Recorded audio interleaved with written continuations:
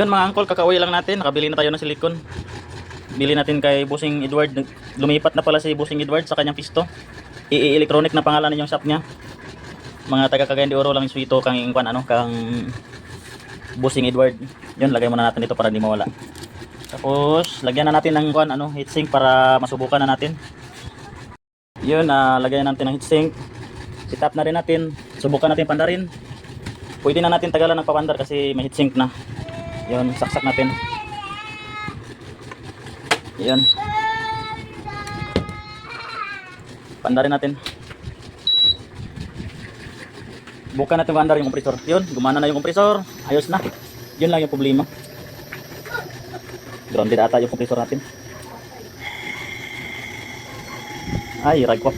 Grounded yung kompresor natin. Yun, gumana na siya. Yung problema lang niya ay yung mga array resistor. Ang problema nga pala nito mga angkol, E1 at saka P4. Yun, bumibirit na siya. Ayos na to. Gumagana na. Yun, bumibirit na siya. Yun. Bakit nagka-grounded yung compressor? Siguro sa katagalan na, nangangagat yung compressor natin.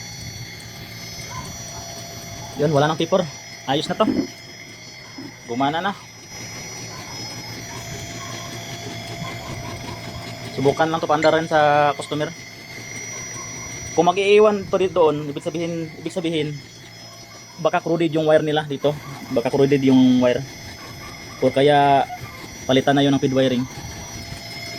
Ayos mga angkol, ayos na to. Good job.